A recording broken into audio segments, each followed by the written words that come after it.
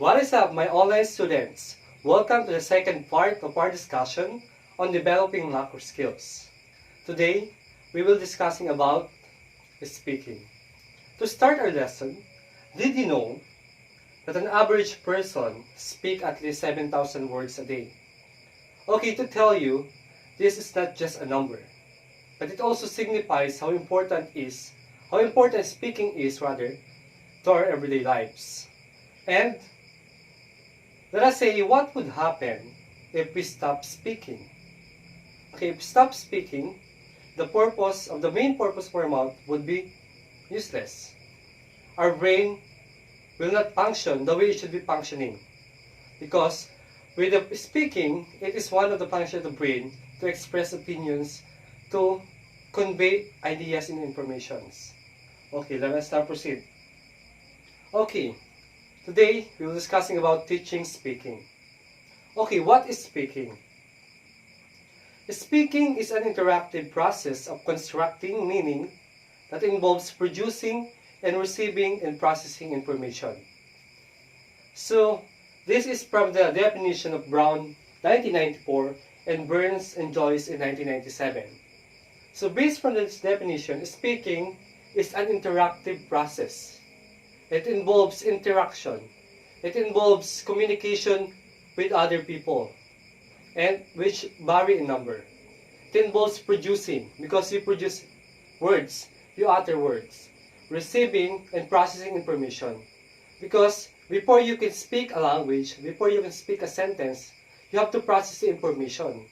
And as well as, once you speak a language, and there's a feedback that you have received, you have to process the information in order for you to identify or to, what do you call this one?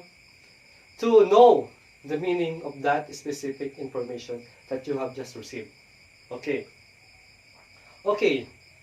So, since speaking is important, the question now is, do you have what it takes to be an effective speaker? And when can we say that someone is an effective speaker rather? And is there any criteria for us to be able to say that that specific person, or I am, is an example of an effective speaker? Let us find out.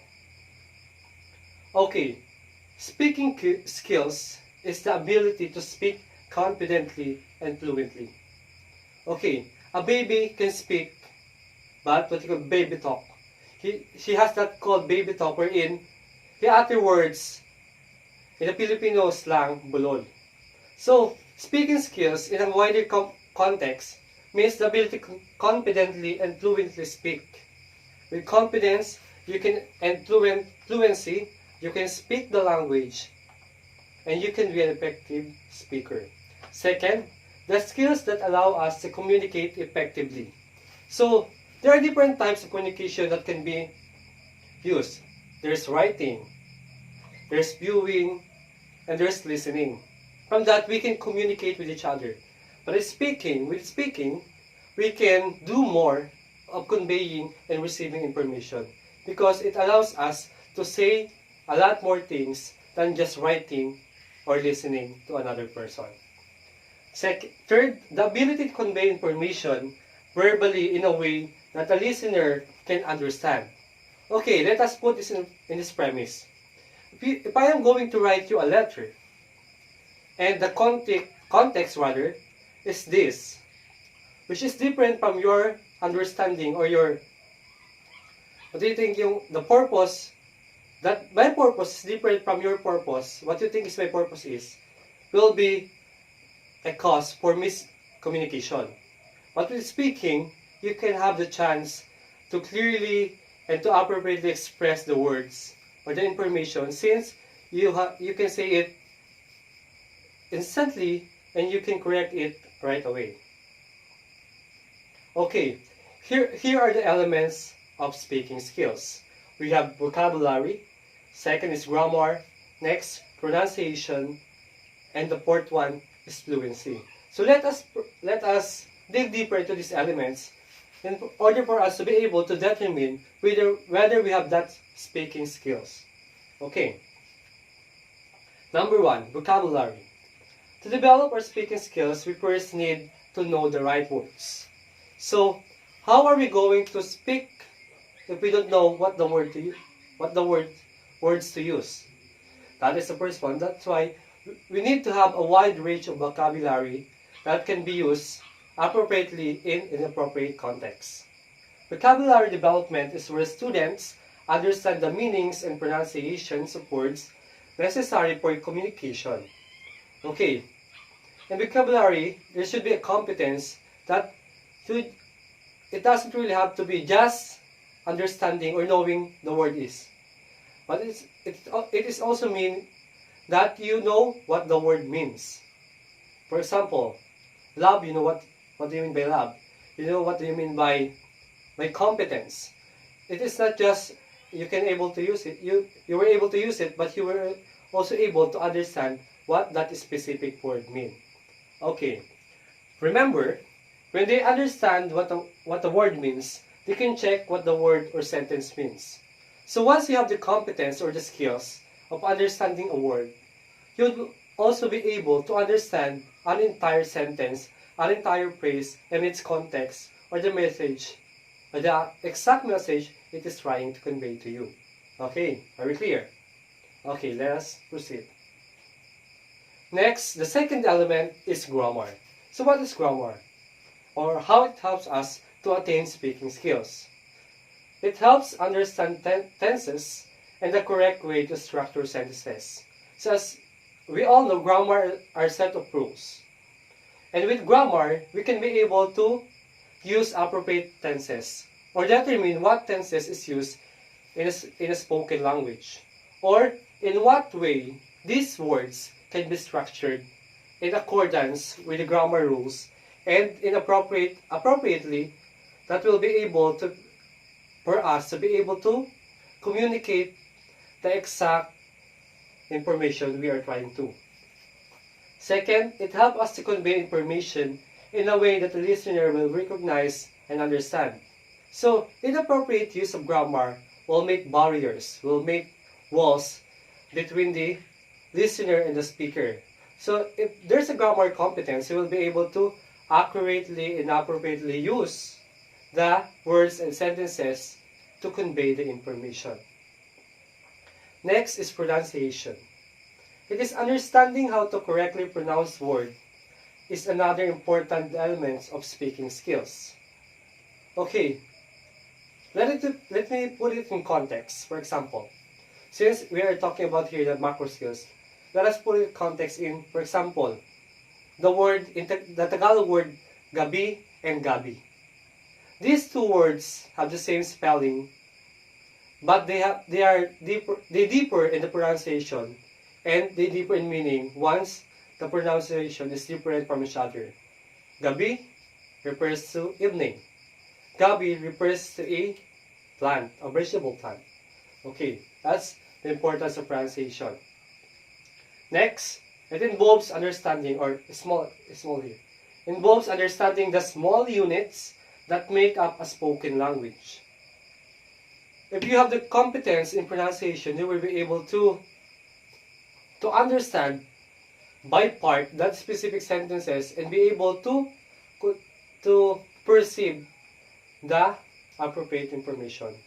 It is basically the awareness on phonemes, or the phonemic awareness. The third one is fluency. It is the ability to hear words and understand them straight away. I'm sorry, this is the fourth one. Okay, it is the ability to hear words and understand them straight away.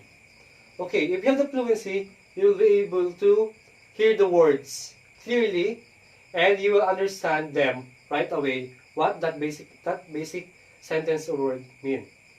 And remember, the more fluent your students are in English, the more exciting and insightful conversation they can have. Because once they have fluency, they will be able to communicate, to produce sentences and phrases which will eventually lead for you to have a meaningful conversation or exchange of ideas. Okay, that are the elements of speaking skills. So, Since we have already know what the elements of speaking skills are, so why are speaking skills important to learn? Okay, there's a simple premise here. Simply because they allow us to communicate with others and express our thoughts and feelings. Okay, now let's proceed to the next part of this discussion. Okay, there are different types of speaking skills in terms of or in accordance of different matters. First, let us first discuss the types of speaking skills in terms of structure. There's two types of speaking skills. The first one is the informal. The second one is the the informal. Okay, let us proceed to informal speaking skills. It takes place in a structured manner and outside of the formal one. Basically, the informal speaking skills is the opposite of the formal speaking skills, wherein you are speaking in unstructured. You are just speaking in a natural way. And it includes personal things, which helps us form emotional connections. Because mostly in informational speaking skills, it involves in the conversations to our friends or family members. And speaking conversations at home, among friends, neighbors, relatives, colleagues, co-workers, and a social gathering are the example wherein we can utilize the informal speaking type. And it is considered as the most natural way of speaking since it is unstructured. Okay. Okay, let us proceed to the formal speaking skills. It says here that it does not involve any way personal matter because it is formal. It is mostly used in academic context or in educational context. Okay, it says here that the speaker has to follow some norms and principles at the time whenever conveying the message in a formally in a structured manner for the peer. So, previously in formal speaking skills, it is not structured. Here, we have a structure that is being followed. Next is associated with organization or office communication in which some kind of hierarchy is involved. So mostly formal speaking happens in a office, in a work, or in an organization wherein you are encouraged and you are required to speak a formal language or a formal use of words.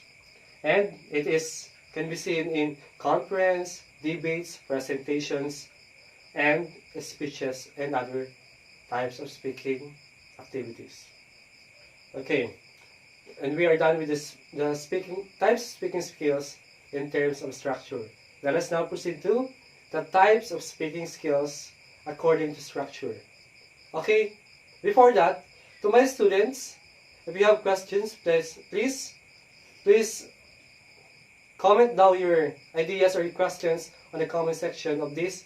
So after my discussion, I will be able to answer your questions and have some clarifications over the topic. Okay, types of speaking skills according to structure.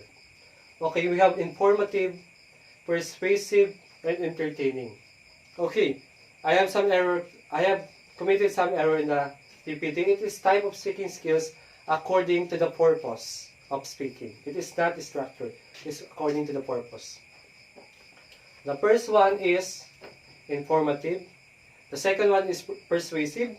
And the third one is entertaining. Okay, why do we communicate or why do we speak to other people? And why do we need speaking in our everyday lives? These are the purpose.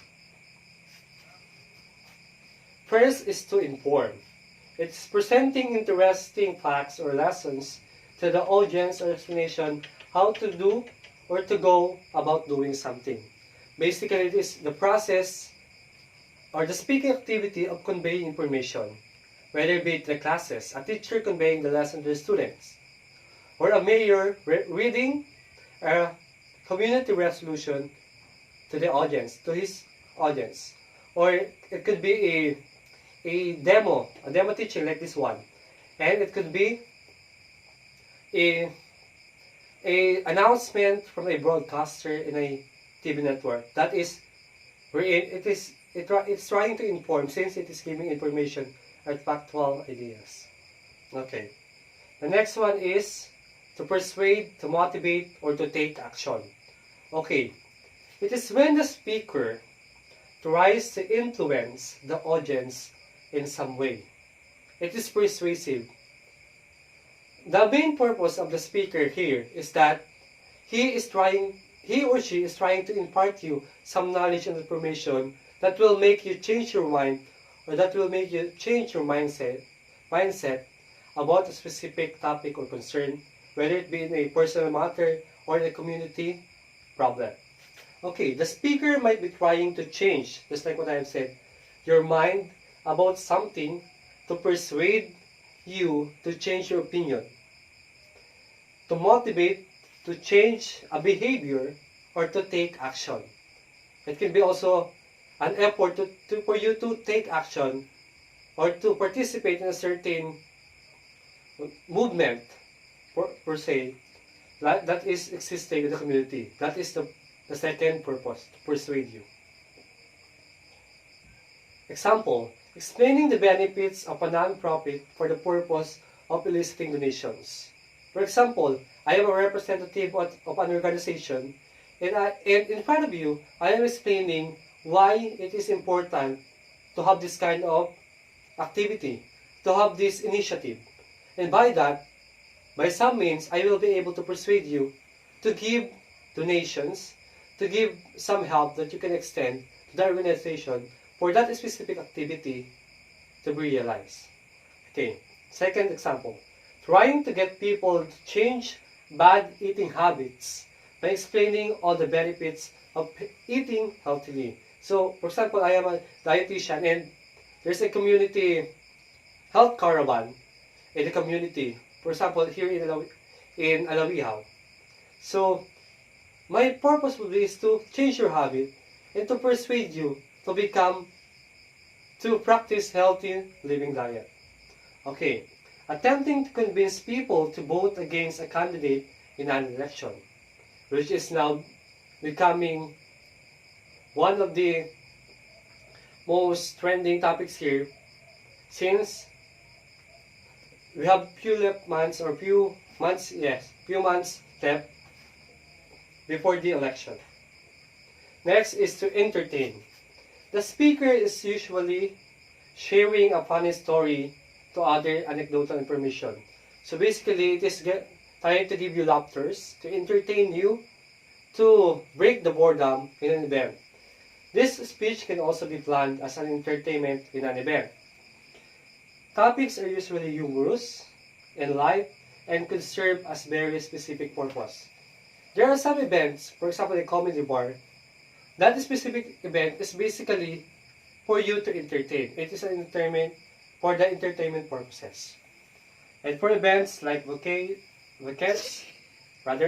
weddings or dinner.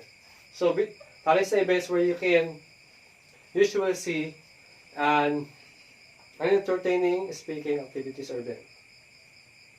Okay, let us now proceed to the types of speaking in the English in the second language, education or teaching. Okay, we have 5. First one, imitative, intensive, responsive, interactive, and the last one, extensive. Okay, in the context of English as a second language teaching, there are 5 types of speaking that take in a classroom. Okay, the first one is the imitative or imitative. What do you prefer to pronounce it?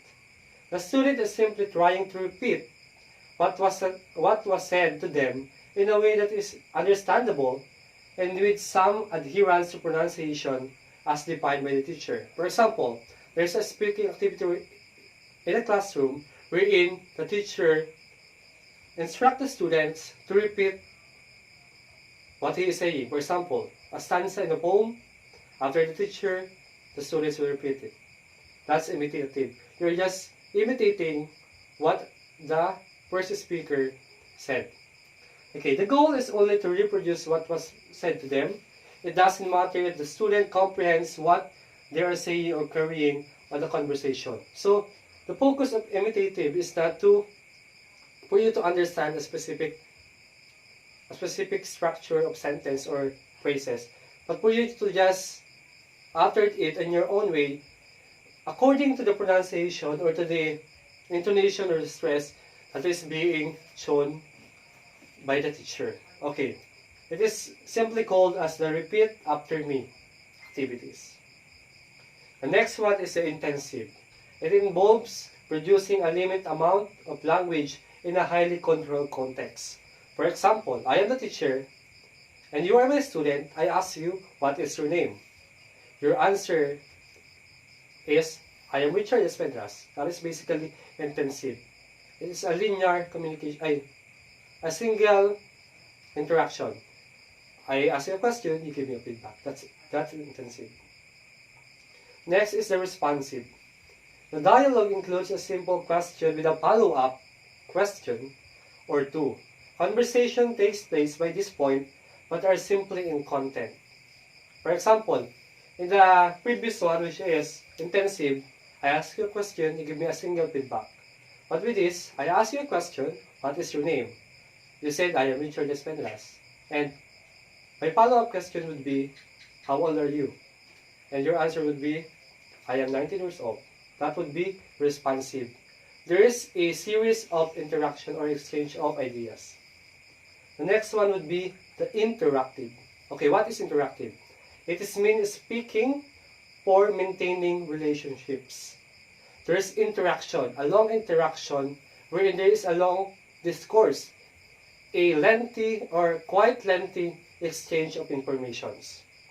For example, I and my friend spoke for about 30 minutes. That's an interaction.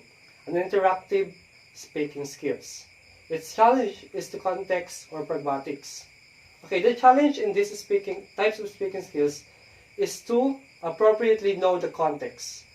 Because without certain duration or period of time, it would be hard to communicate if you don't really or fully understand the context in that specific speaking situation.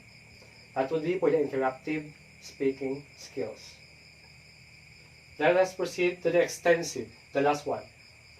It is a normal, some sort of monologue, involves a great deal of preparation, and is not typically improvisational communication. An example of this is a memorized speech. For example, in your secondary, when you're in grade 7, you were tasked by your teacher to memorize a specific speech.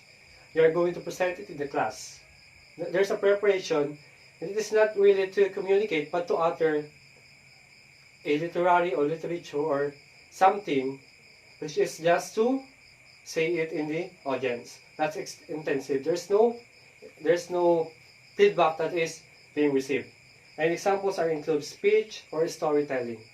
You're just simply telling a story. Am I clear? Okay, let us proceed. Okay, let us proceed to the type of speeches. It is depending on the amount of preparation.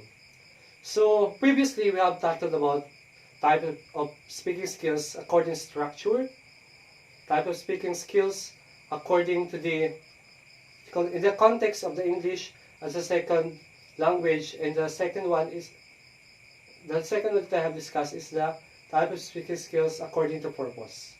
Okay, let us now proceed to the types of speeches depending on the amount of preparation, which involves manuscript, memorize, extemporaneous, and impromptu.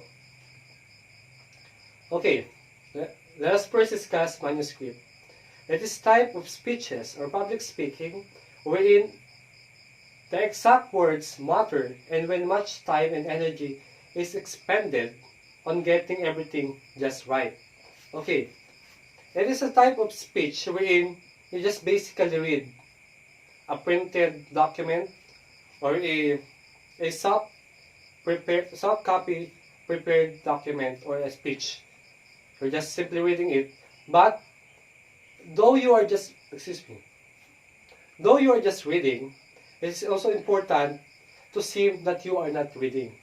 Because once you basically read, for example, manuscript, form of speaking, when the exact words, it would be inappropriate and ineffective type of speaking, since the main purpose of reading that manuscript would be eliminated.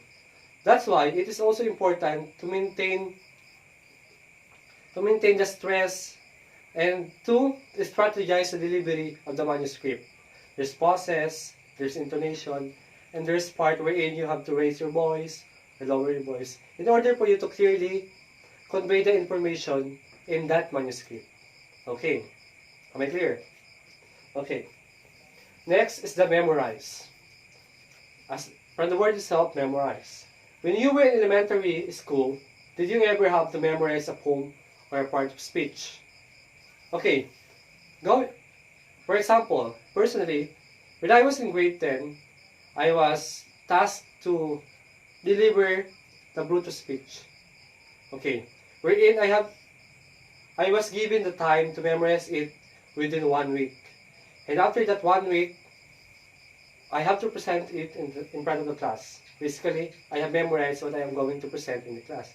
That's memorized speech. Next is the extemporaneous.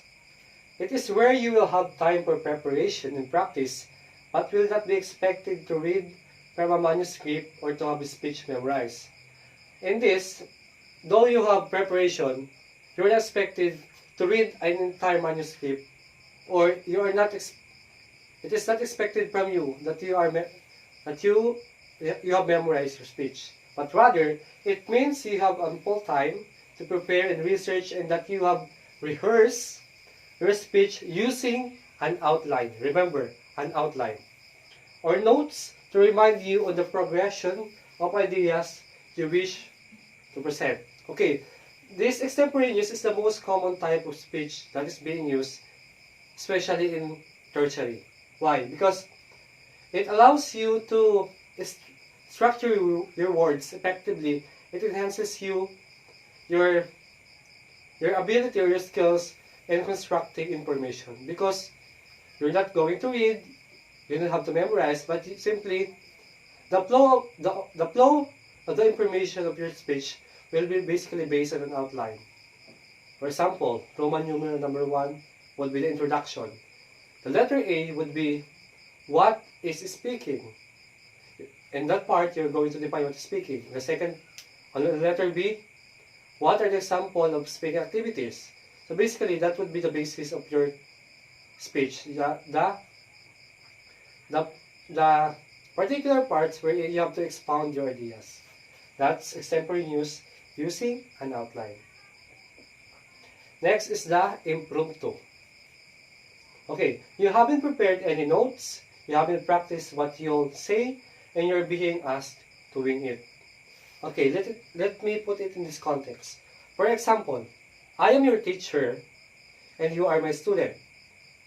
And while I was discussing teaching speaking, I called you and asked you a question.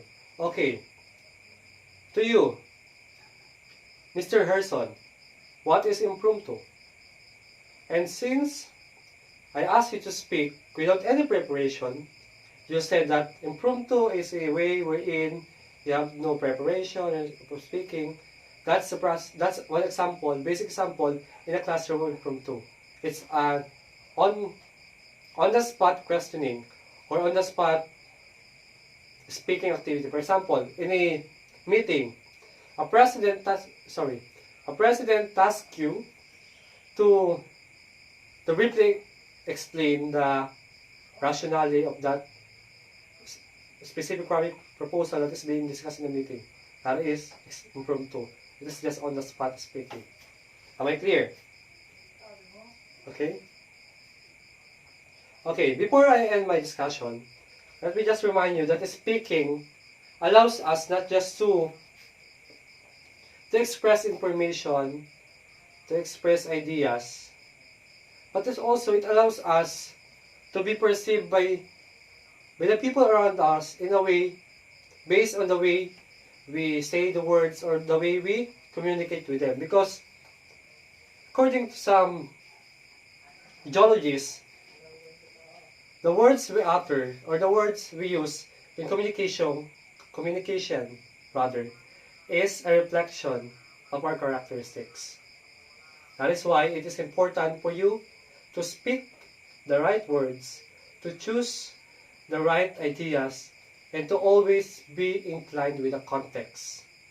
Speaking is a must, but also accuracy is an important point to consider in speaking. Okay, to end my discussion, that would be all. And before, let me just remind you that you have to always speak because you always got something to say. And to you, before you speak, think. Is it true? Is it helpful? Is it inspiring? Is it necessary? Or is it kind? So, before you speak, think. And a few reminder to the students who are struggling with the online class, especially in this time of pandemic. Remember that sometimes you have to go through darkness to go to the light. Because at the end of the tunnel, there will always be light. There's success waiting for you. If you are determined, if you work hard for that outcome to be achieved. It does not matter how slowly you go so long, as long as you do not stop. What matters the most is that you continuously strive to achieve that dream. And lastly, face them like a warrior. Be brave, be strong, and be confident to face all the challenges of life. But don't forget to be humble. That would be all. I am Richard Espendras, and this is the second part of my discussion in developing macro skills. Good day and keep safe, and God bless.